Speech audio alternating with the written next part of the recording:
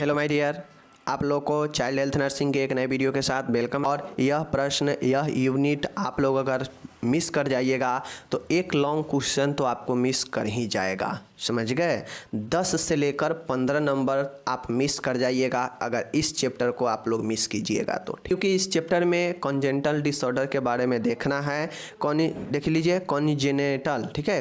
कॉन्जीनेटल मतलब जन्मजात विकार, एबनॉर्मेलिटी। इसमें वो सारे रोग के बारे में पढ़ना है जो बच्चा में जन्म लेने के साथ ही मौजूद रहता है, और इसीलिए इसे जन्मजात विकृतियां या जन्मजात रोग कहता है। जैसे आप लोग देखते होइएगा, बच्चा जन्म लेता है तो उसका होठ कटा होता है, तालू कटा होता है, उसके सर में सूजन रहता है, ठीक है। उसके पीछे जो है कुबर टाइप से एक बड़ा सा जो है सूजन निकला रहता है। तो ये सब जन्मजात विकृतियां होती है। तो आपसे क्वेश्चन में एग्जाम में पूछे जाते हैं, बहुत महत्वपूर्ण प्रश्न लॉन्ग में।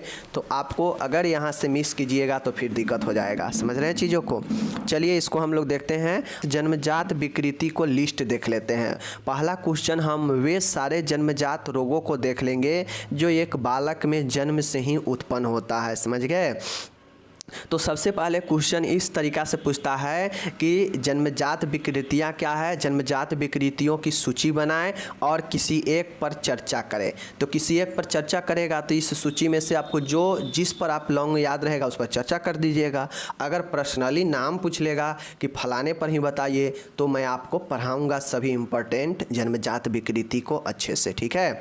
फिलहाल चलिए इसके सूची को देखते हैं कि कॉन्जेनिटल डिसऑर्डर एबनॉर्मेलिटी होता क्या है, कॉन्जेनिटल जन्मजात विकार है क्या। देखिए इसी को असमानता भी कहते हैं। शिशु में जन्म के समय से ही उत्पन्न रहने वाली विकृतियां या विकार जन्मजात विकार कहलाते हैं। मान गए कोई बच्चा जन्म लेता है और जन्म लेने के साथ ही उसका होठ कटा हुआ है, तो हम उसको क्या समझेंगे कि यह जन्म से जो है इसमें मौजूद है, समझ गए। जन्म लेने पर ही दिख जाए वह समस्या, वही जन्मजात विकृतियां हो जाता है, ठीक है। और यह जो है विकृतियां या विकार जो है जन्मजात विकार कहलाते हैं, समझ गए चीज़ों को।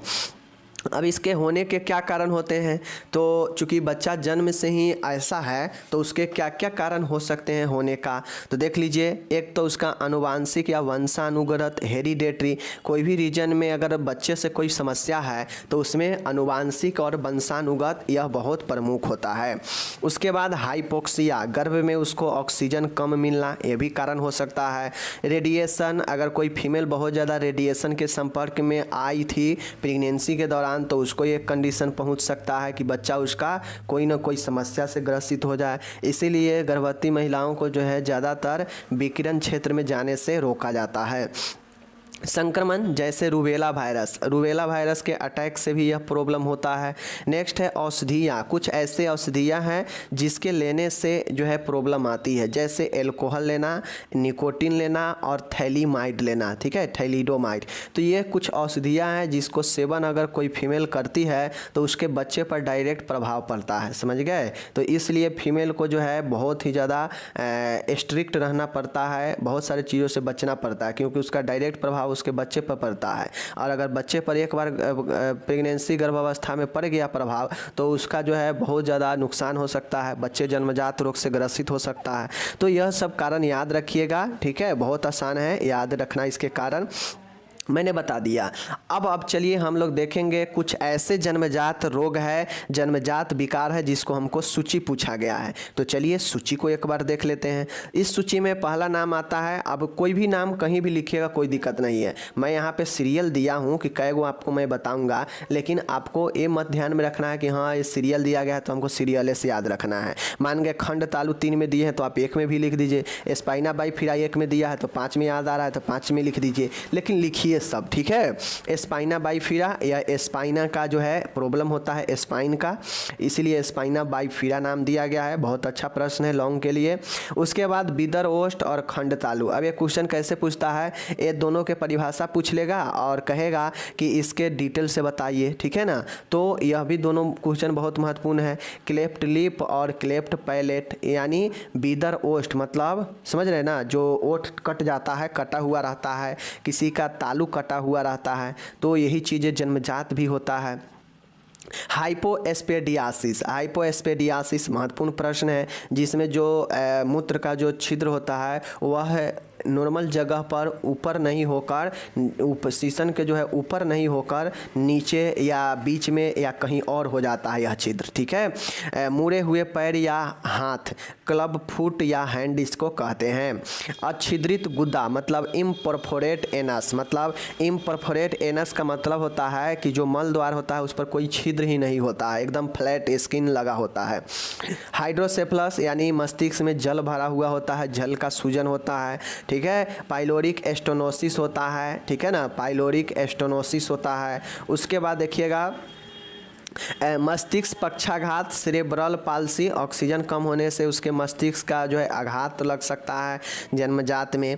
मूत्राशय का बहिर्परिवर्तन, एक्स्ट्रॉफी ऑफ ब्लैडर, ठीक है। उसके बाद है डाउन सिंड्रोम और उसके बाद है वेंट्रिकुलर सेप्टल डिफेक्ट, 12वां नंबर है, ठीक है। इस पर सीरियल छूट गया है, इसको VST कहते हैं और यह एक साथ 4 रोगों का उत्पन्न होना ही जो है वेंट्रिकुलर सेप्टल डिफेक्ट कहलाता है और इस बार यह प्रश्न पूछा भी गया था, समझ गए। तो आपको एक बार और देख लीजिए क्या क्या है। स्पाइना बाइफिरा, बीदर ओस्ट, मुड़े हुए हाथ पैर, club foot, hypospadias, cleft palate, cleft lip, imperforate anus, hydrocephalus, pyloric stenosis, cerebral palsy, exstrophy of bladder, Down syndrome, VSD, ये सब जन्मजात रोग है। मतलब जन्मजात रोगों की सूची यहाँ पे मैंने 12 बता दिया। आप यही अगर 12 में से 5 प्रश्न कौन कौन सा है मैं बता देता हूँ। एक हो गया VSD इम्पोर्टेंट हो गया, ओके। दूसरा इम्पोर्टेंट हो गया आपका हाइड्रोसेफलस, पाइलोरिक एस्टोनोसिस, ठीक है। उसके बाद हो गया आपका मैंने 3 बताया। उसके बाद क्लेफ्ट पैलेट, क्लेफ्ट लिप और उसके बाद आपका हो गया स्पाइना बाइफिरा। अगर यह 4 प्रश्न 5 प्रश्न मानिए ना टोटल, अगर इस सूची में से 5 प्रश्न अगर आप लोग अच्छे से ध्यान रख लेते हैं, इसमें और भी होता है, और भी जो है आपको एक आध गो जब आप डिटेल से पढ़िएगा ना तो एक आध गो और ऐसे नाम बता देंगे जो जन्मजात रोगों की सूची में आता है, समझ गए। कोई दिक्कत नहीं होनी चाहिए। तो ये चीज़ें जो है आपको पढ़ते समय मिल जाएगा डिटेल से, जो जो इम्पोर्टेंट, और इसके अलावा भी अगर सूची होगा तो मैं बता दूंगा। बाकी यह 12 याद रखिए, ज़्यादा याद रखने से क्या मतलब, ठीक है ना। चलिए, तो ये चीज़ें हो गया, इसको आप लोग याद रखिएगा, 2-3 में पढ़ लीजिएगा, बहुत इंपॉर्टेंट प्रश्न है, सूची पूछता है, ठीक है ना। क्वेश्चन, अब अगला क्वेश्चन है, अभी आप लोग ऊपर में सूची में देखे हैं स्पाइना बाइफिरा, ठीक है। तो स्पाइना बाइफिरा बहुत इंपॉर्टेंट प्रश्न है, इसको लॉन्ग में पूछ सकता है, ठीक है, कि स्पाइना बाइफिरा क्या है, इसके टाइप्स ऑफ ट्रीटमेंट को लिखे, ठीक है। चलिए दिखा देते हैं। माई डियर स्पाइना बाइफिरा, यह मेरुदंड मतलब स्पाइनल जो होता है ना, स्पाइनल कॉर्ड का यह एक जो है जन्मजात कॉन्जेंटल डिसऑर्डर है, जिसमें मेरुदंड स्पाइनल की एक या अधिक जो वर्टेब्रा कशेरुकाएं होता है पूर्णतः संबंध नहीं हो पाते हैं, ठीक है। अतः उनके बीच से ऊतक या एक पुटिका यानी गैप हो जाता है। पुटिका के रूप में बहिर्क्षेपण, बाहर की तरफ जो है प्रोट्रक्शन जो है हो जाता है, मतलब बाहर की तरफ एक पुटिका मतलब एक गोला सा जो है बाहर की तरफ निकल जाता है, संबंध नहीं होने के कारण। अब आप लोग नहीं समझ रहे होंगे तो चलिए समझा देते हैं फिगर के माध्यम से। माय डियर, यही देखिएगा, बच्चा जब जन्म लेता है तो किसी किसी बच्चे में देखिएगा इस तरीक़ा से उसको जो है निकला हुआ होता है, उसके रीढ़ के हड्डी के बीचों बीच निकला होता है। अब ये चीज़ें किसी बच्चे के यहाँ मस्तिष्क के और गर्दन के पास भी होता है, किसी को यहाँ नीचे होता है, किसी को यहाँ पे हो सकता है। मतलब यह जहाँ हमारा स्पाइनल ब्रेन से कनेक्ट है तो इस स्पाइनल में नीचे सैक्रम वाले से लेकर ऊपर तक जो है आपके यह कहीं भी गोला टाइप से जो है हो सकता है, जिससे जो है आप लोग देख सकते हैं स्पाइना बाइफिरा कहते हैं। अब देख लीजिए, एक स्पाइना होता है जिसे स्पाइना बाइफिरा ओकल्टा कहते हैं। यह ओकल्टा होता है जिसमें पूर्ण रूप से क्या होता है कि यह जो है पुटिका नहीं निकला होता है, ठीक है। इस समय पुटिका निकला है ना इसमें, लेकिन इसमें पुटिका पूर्ण रूप से नहीं निकला होता है, इसमें जो है आपको पता नहीं चल पाता है। लेकिन ये मेनिंजोसिली जो है, इस मेनिंजोसिल में या फिर मायोमेनिंजोसिल में पुटिका निकल जाता है, ठीक है। तो आगे पढ़िएगा अच्छे से। तो जब पुटिका निकल जाता है तो इस प्रकार के दिखता है, पुटिका नहीं निकलता है तो बस हल्का सा जो है हल्का सा उस पर उभार रहता है, समझ गए ना। यहाँ पे पुटिका के रूप में नहीं, यहाँ पे बस हल्का सा उभार रहेगा ओकल्टा में, समझ गए, जो कि इस प्रकार से देख सकते हैं।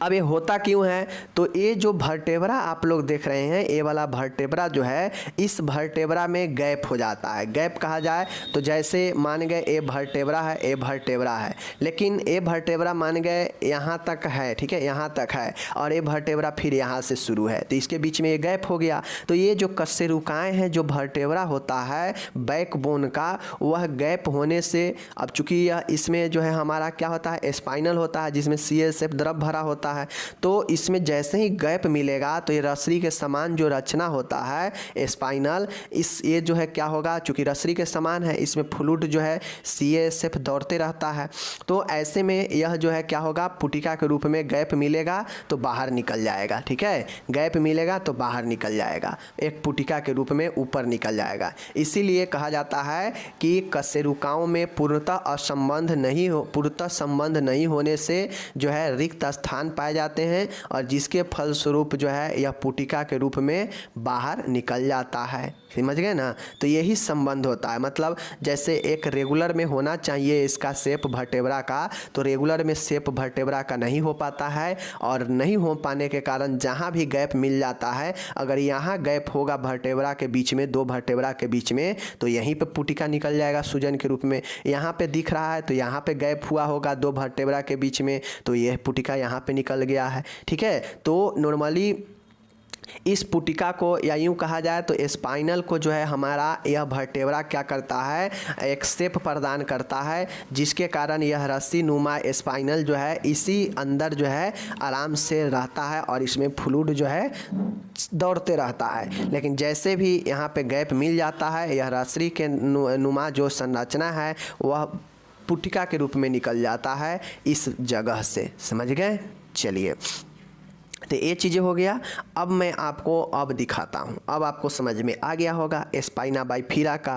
देखिए, यह मेरुदंड का जन्मजात विकार है। क्या है? यह मेरुदंड स्पाइनल का जन्मजात विकार है, ठीक है, स्पाइनल कॉर्ड का यह जन्मजात विकार है।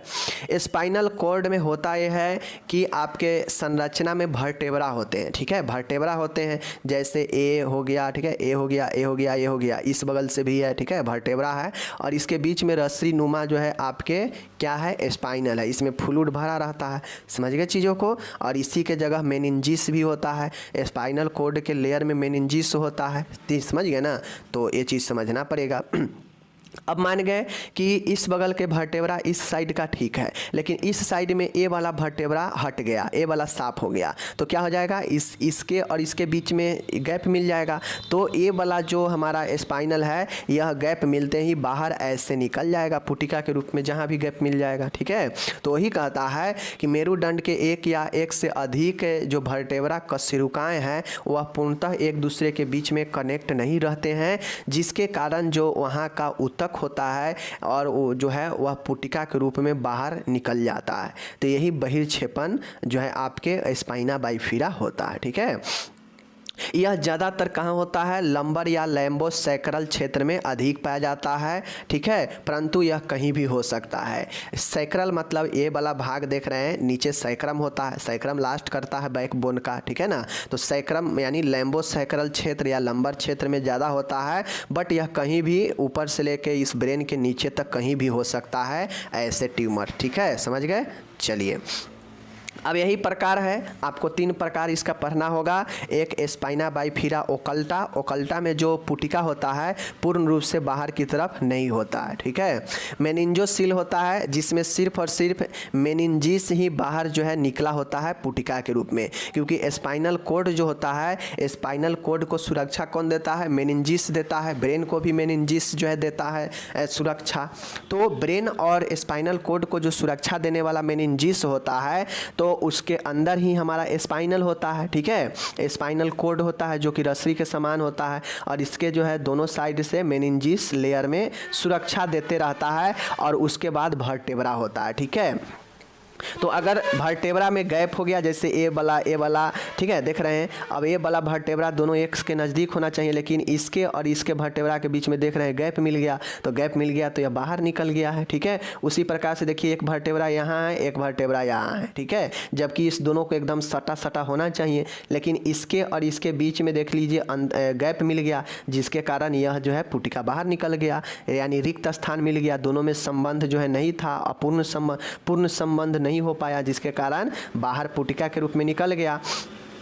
अब इसमें उतना जो है दिखता नहीं है बाहर से, इसमें दिखता है, पुटिका दिखता है, सूजन दिखता है, समझ गए ना, लेकिन सूजन तो दिखता है, लेकिन इसमें सिर्फ और सिर्फ मेनिंजिस ही होता है। इसमें सिर्फ जो स्पाइनल को ढकने वाला जो मेनिंजिस है वही पुटिका के रूप में बाहर निकलता है। लेकिन ये मायोमेनिंजोसिल जो होता है, इसमें स्पाइनल भी बाहर आ जाता है, मेनिंजिस भी बाहर आ जाता है, सब के सब जो है बाहर पुटिका के रूप में आ जाता है। फिगर के माध्यम से देख भी रहे होंगे, यह जो है आपका इसमें सिर्फ ब्लैक दिख रहा है, लेकिन इसमें ब्लैक के साथ रसरी नुमा देख रहे होंगे, धागे के समान दिख रहा है, तो ये धागे के समान जो है स्पाइनल ही होता है। तो यह जो है आपके तीनों में तीनों संरचना आप लोग देख लिए, ठीक है। इसके तीन प्रमुख प्रकार है, वही चीज़ें हैं। पहला देख लीजिए, इंग्लिश में ही याद रखिएगा, अच्छा रहेगा, ठीक है। स्पाइनल बाइफिरा ओकल्टा, यह ओकल्टा होता है, ठीक है।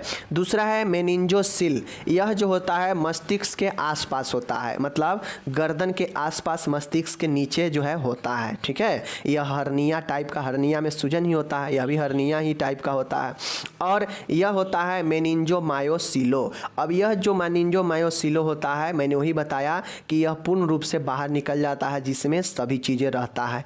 तो यह बाइफिरा ओकल्टा वाला में उतना दिखता नहीं है, इसमें अप्रकट रहता है, ठीक है। मेनिंजोसिल होता है, इसमें हर्निया दिखता है, मेनिंजिस के साथ में इसमें हर्निया रहता है। लेकिन तीसरा है मेनिंजोमायोसिले, इसमें हर्निया के साथ साथ इसमें हर्निया यानी सूजन टाइप से पुटिका तो निकलता है, लेकिन इसमें स्पाइनल, मेनिंजिस सब चीज़ रहता है, ठीक है। अब पहला है ओकल्टा स्पाइना बाइफिरा ओकल्टा, अद्वितीय द्वितीय अप्रकट होता है, इसी को हम लोग कहते हैं। चलिए हम लोग इसको अच्छे देखिए, इंग्लिश में ही याद रखिए, बेटर रहेगा। स्पाइना बाइफिरा ओकल्टा क्या याद रखिएगा, अप्रकट, द्विखंडित, मेरुदंड, ऐसे दिक्कत होगा, इसलिए स्पाइना बाइफिरा ओकल्टा याद रखिएगा, ठीक है। हिंदी में लिखना होगा तो स्पाइना बाइफिरा ओकल्टा लिख दीजिएगा। अब देख लीजिए यहाँ पे, इसमें बहिर्क्षेपी ऊतक जो है कशेरुकाओं तक सीमित रहता है, मतलब वर्टेब्रा तक ही सीमित रहता है। विकार बाहर से दिखाई नहीं देता है, क्योंकि इसमें मेरुरज व मस्तिष्क झिल्लियाँ समान रहती है, ठीक है। अतः कोई तंत्रिकीय कमी परिलक्षित नहीं होती है, न्यूरोलॉजिकल डिफेक्ट। अब देखिए फिगर में आप लोग देख लीजिए, इसमें जो आपका मेनिंजिस है, जो स्पाइनल है, अपने जगह पर है, कोई दिक्कत नहीं है।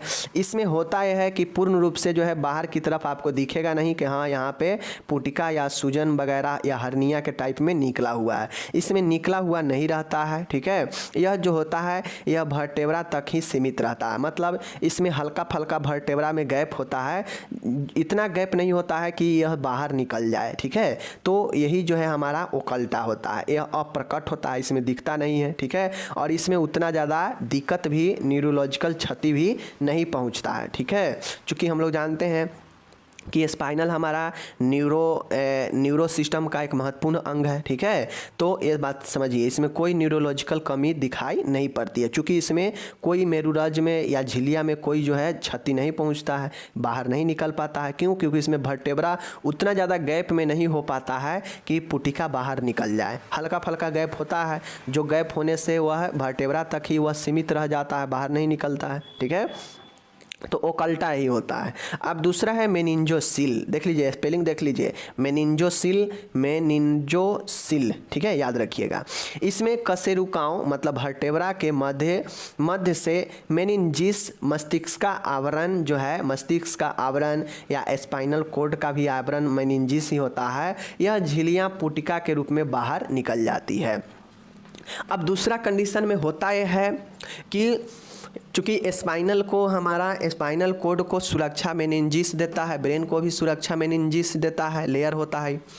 अब ये मेनिंजिस क्या होता है, मेनिंजोसील में बाहर निकलता है, सिर्फ मेनिंजिस ही बाहर निकलता है, ठीक है, सिर्फ मेनिंजिस ही बाहर निकलता है और यह पुटिका के रूप में बाहर निकल जाता है दो कशेरुकाओं के मध्य में। जैसे ही दो कशेरुकाओं के मध्य में पूर्णतः संबंध नहीं होगा, इतना गैप मिल जाएगा कि मेनिंजिस झिल्ली जो है बाहर निकल सके तो वह निकल जाता है, ठीक है, और वह पुटिका के रूप में बच्चे के पीछे वाले भाग में ऊपर से लेकर नीचे तक कहीं भी हर्निया के रूप में, सूजन के रूप में यह जो है झिल्ली प्रकट हो जाएगा, ठीक है। इसमें मस्तिष्क द्रव CASF भरा रहता है। यह ऊपर पतली झिल्ली या त्वचा से ढकी हो सकती है। हल्की सी चोट से इसमें CASF रिसाव शुरू हो जाता है, समझ गए। अब इसमें मस्तिष्क द्रव भरा होता है CASF, जो कि स्पाइनल में से लेकर मस्तिष्क तक जो है जाता है।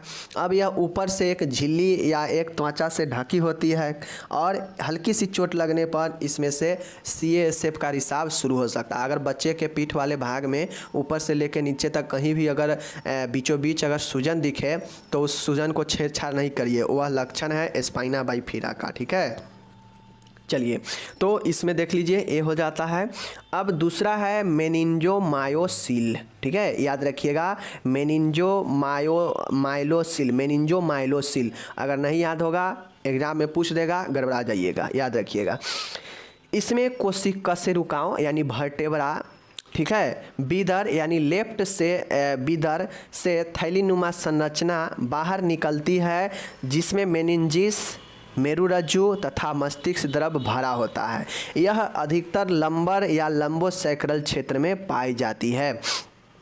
अब मेनिंजोमायोसिल जो होता है, इसमें आपके बाहर जो पुटिका निकलता है, दो कशेरुकाओं के बीच में जगह जैसे ही मिल जाता है गैप हो जाता है, और गैप होने से क्या होता है कि जो मेनिंजोमायोसिल में जो पुटिका बाहर निकलेगा उसमें आपके मेनिंजिस भी होगा, झिल्ली भी होगा, मेरुरज्जी स्पाइनल कॉर्ड भी होगा और मस्तिष्क द्रव उसमें भरा रहता है CASF, तो CASF भी रहेगा, यानी तीनों चीज़ें पूर्ण रूप से बाहर आ जाएगा तो वह मेनिंजोमायोसिल होता है, समझ गए। अगर सिर्फ झिल्ली यानी मेनिंजिस पुटिका के रूप में बाहर आएगा तो वह जो है मेनिंजोसिल होता है। अगर कोई पुटिका बाहर नहीं आएगा, अप्रकट रहेगा, सिर्फ कशेरुकाओं तक ही वह सीमित रह जाएगा, बाहर से नहीं दिखेगा सूजन, हर्निया, तो वह ओकल्टा होता है, समझ गए। तो ये चीज़ें आप लोग समझ गए। अब जब ये मेनिंजोमायोसिल होता है, यह ज़्यादातर लंबर से लेकर लंबोसेक्रल क्षेत्र में यानी पीठ के निचले हिस्से में ज़्यादा होता है, जो कि आप फिगर में देख चुके हैं। तो मेनिंजोमायोसिल में ये याद रखना है कि इसमें जो थैलीनुमा संरचना बाहर निकलता है वर्टेब्रा के गैप होने से, वह जो है मेनिंजिस हो सकता है, मस्तिष्क का आवरण इसको कहते हैं, स्पाइनल कॉर्ड रहता है जिसमें CASF द्रव जो है भरा रहता है, ठीक है, और यह तीनों मिल के बाहर निकल जाएगा तो वही मेनिंजोमायोसिल हो जाता है, तीसरा प्रकार, ठीक है। अब यहाँ पे देख लीजिए, इन विकारों के कारण इसमें समान कमजोरी से लेकर टांगों का पैरालिसिस, मूत्राशय व मलाशय का संवेदी लोप, सेंसरी लोप हो जाता है, जैसे तंत्रिकीय विकार उत्पन्न हो सकते हैं। विकार के उच्च कशेरुकाओं में होने पर अधिक तंत्रिकीय कार्य प्रभावित होते हैं। पहला वाला हम लोग ओकल्टा देखें तो उसमें कोई जो है लक्षण तंत्रिकीय क्षति नहीं होती है, वह एक नॉर्मल सा जो है हल्का सा उसमें वर्टेब्रा में गैप रहता है। अब इतना नहीं होता है कि वह बाहर निकल जाए, इसलिए वो नॉर्मल रहता है, बाहर से दिखता भी नहीं है। दूसरा, उसमें मेनिंजिस बाहर निकलता है, ठीक है, CASF रहता है तो हल्का उसमें से रिसाव हो सकता है, लेकिन उसमें भी क्षति हो सकता है, दूसरा वाला में भी। तीसरा वाला में तो और भयंकर क्षति होगा क्योंकि इसमें स्पाइनल कॉर्ड के साथ CASF, मेनिंजिस सब बाहर है। अब इसमें सेंसरी लोप जो है, मलाशय का, मूत्राशय का जो है आपको संवेदी लोप हो सकता है। अब जब ये तंत्रिकीय लोप हो जाएगा तो आपको पता नहीं चलेगा कि कब मूत्र लग रहा है, कब जो है मन लग रहा है, और जब नहीं पता चलेगा तो जहाँ जैसे मन, जब मन आपका जो है मन के ऊपर कंट्रोल नहीं होगा, ऑटोमेटिक जो है जब होगा तब हो जाएगा, तो ये संवेदी लोप हो जाएगा। साथ में बहुत सारे तंत्रिकीय क्षति हो सकता है, ठीक है, और अगर अगर वर्टेब्रा का क्षति पहुंचता है तो और ज़्यादा यह तंत्रिकीय कार्य को प्रभावित करेगा, कमजोरी से लेकर टांगों तक पैरालिसिस कर सकता है। तो यह तीसरा वाला बहुत ज़्यादा महत्वपूर्ण और ख़तरनाक होता है, तो इस चीज़ को याद रखिएगा, कोई दिक्कत नहीं। चलिए, 3 याद रखिएगा, बहुत इंपॉर्टेंट। उपचार क्या होता है, प्रकार समाप्त हो गया। इसका उपचार ट्रीटमेंट में क्या होगा, चीज़ों को देख लीजिए। जन्म के बाद जितना जल्दी संभव हो सर्जरी के द्वारा विकार यानी यह प्रॉब्लम को ठीक करते हैं। इसे लेमिनेक्टोमी जो है कहते हैं। लेमिनेक्टोमी के जरिए जो है इसे ठीक किया जाता है और जितना जल्दी हो सके सर्जरी के द्वारा इसे सही करवा लेना चाहिए, वरना इससे अगर मान गए डैमेज हो जाएगा, यह ट्यूमर जो बाहर निकला है हर्निया, यह जो है डैमेज होगा तो इससे CSF निकलने लगेगा, जिससे बहुत ज़्यादा संक्रमण हो जाएगा और ज़्यादा जो है तंत्रिकीय क्षति व्यक्ति को पहुंचेगा, तो और ज़्यादा प्रॉब्लम होने लगेगा। तो जितना जल्दी हो सके उपचार, इसका कोई दवाई वगैरह काम नहीं करता है, एकमात्र जो है सर्जरी होता है और वह लेमिनेक्टोमी सर्जरी होता है। ठीक है, चलिए। इससे शीघ्र शल्य क्रिया के निम्न कारण है। अब जल्दी से शल्य क्रिया क्यों करवाना चाहिए, इसके निम्न कारण है, देख लीजिए।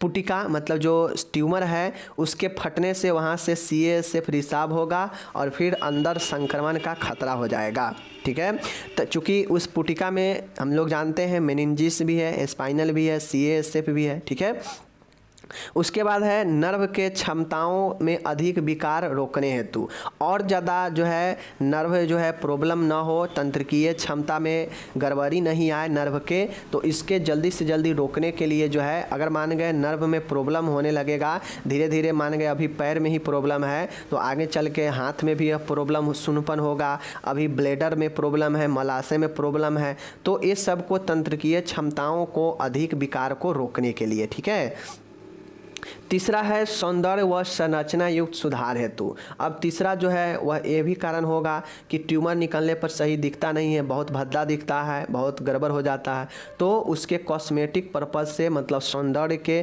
संरचना सुधारने के लिए भी यह किया जाता है। ओके, चलिए।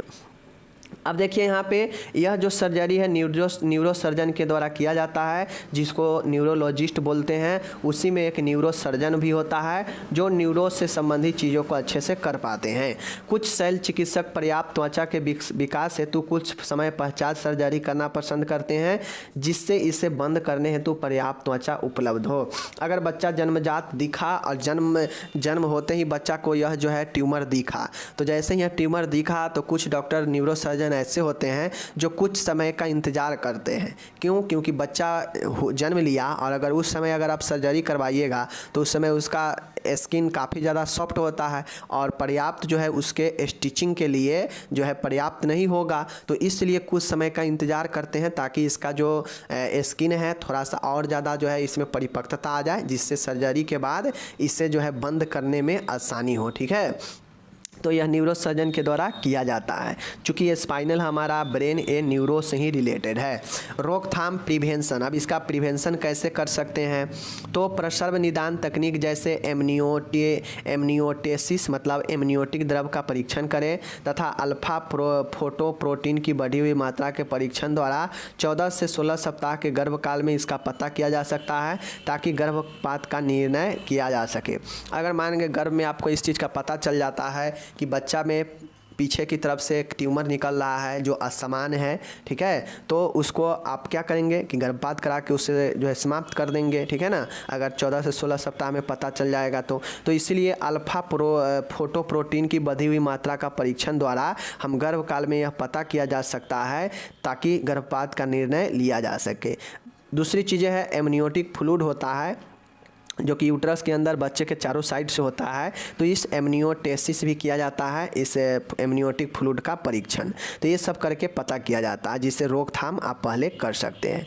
दूसरा है विकार जन्य कारकों का निवारण कर इससे बचा जा सकता है, और अन्य ये समाधान पाने के लिए आप इसका निवारण करके बच सकते हैं। ठीक है, और जो आप कारण देखे हैं कि जन्मजात कारण इन कारणों से होता है, तो एक माँ को उन कारणों से बचना चाहिए। ठीक है, जैसे दवाइयों को उपयोग से, अननेसेसरी धूम्रपान वगैरह। ठीक है, जन्मजात उसके बाद वंशानुगत अगर ये चीज़ें चल रहा है तो उसको देखकर जांच वगैरह करवा के रोक सकते हैं। तो जो कारण था उस कारण के लिए जो है उस कारण के रोकथाम कर सकते हैं। ठीक है, जिससे यह जन्मजात रोग है जिससे ये न हो। ठीक है, तो मैंने आपको टोटल बता दिया, अच्छे से समझा दिया। इसका रोकथाम मुख्यतः यही चीज़ें होता है कि आप प्रसव में जांच करवाएं, जांच करवाने से पता चले कि बच्चे में कोई असमानता है, तो अगर गर्भपात कराने के समय अभी है तो करवा सके, वरना इसको कोशिश करेंगे कि अच्छे से जो है बच्चे का रखा जाए और तुरंत जो है इसका शल्य क्रिया करवा दिया जाए जन्म के बाद, ठीक है।